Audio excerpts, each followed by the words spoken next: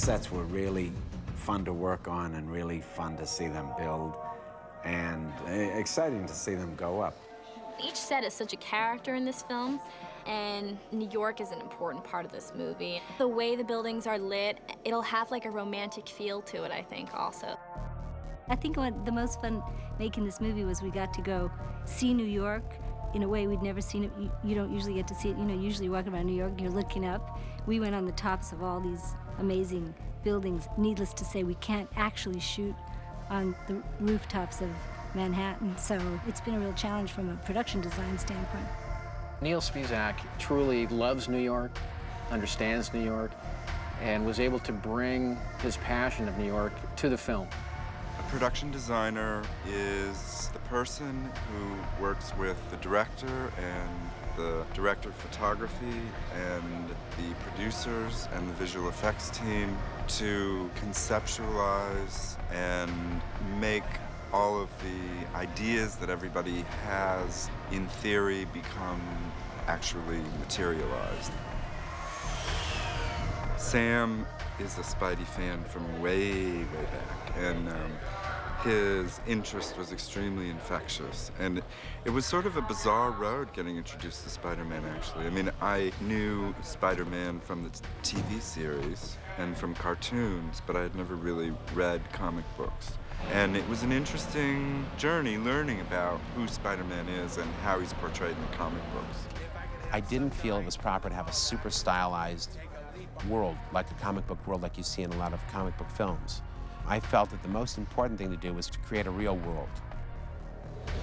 There are parts of New York that are magical.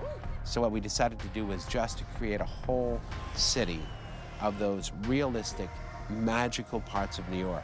Once you conceptualize what the film is about and how the film needs to look and what locations, scenes actually take place in, then the execution process is a puzzle that you kind of work out piece by piece. How do you retain the control that a filmmaker needs to tell a story? Well, obviously the best place is on a soundstage, but the reality is that you can't just go into New York City and shoot anywhere you want to. So a lot of times you bring it back and you make it work because it's the only way you can retain control and get the shots you want to tell the story. I'm trying to spice up the area where Spider-Man plays a bit of his dialogue. Not that it's bad. Well, that isn't finished. I mean, I was just asking him for a little running water down here. each situation that Spider-Man is in is a different design. It has to accommodate that specific movement. That is what the movie's about, is Spider-Man being able to move through New York and the way he moves through New York and where he puts himself. We see Spider-Man up against like buildings and like an architectural element that you'd see from the street would be really small, but when Spider-Man is up against it, all of a sudden it's like a huge detail. So you get to see kind of architecture in a way that you would normally see from the street. We just need to come up with a look, and the construction is the one who figured out how to hold it together. I'm working on the Osborn mansion, the Green Goblin house. This is gonna be the fireplace on his living room. All the wood paneling get totally detailed, the columns, like one by one, everything, to the last molding. One of the design elements that I tried to incorporate into the film as a whole is a slightly overscaled and somewhat classical architecture.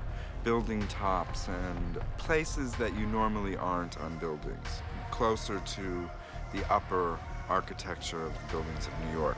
So the idea that this balcony is further up in the building rather than being down in the street, and the idea that you have an overview made it all the easier to incorporate the Goblin on its glider above the city, and the fact that Spidey could swing in from the upper parts of the city as opposed to being in on the street. Really, it's like if you look at the comics, you flip through the pages and you look where Peter grew up, it's in this movie. If you look where Peter went to school, it's in the movie. Where would a kid like Peter share an apartment today?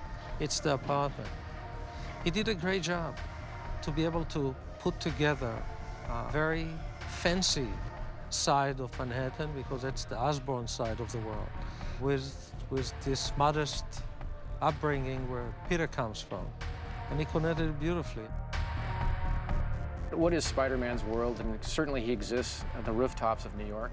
We scouted tons and tons of rooftops of New York, so we got to see a whole side of New York that most people never get to see.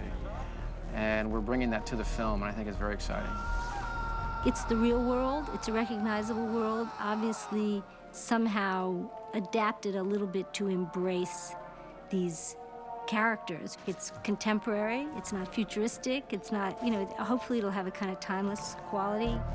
Although it's an action film and an adventure film and a fantasy film, all of those parts of this movie work because the basis for the whole story is very human. And I think it makes it all the more interesting and all the better that you believe, Spider-Man can be a part of our world.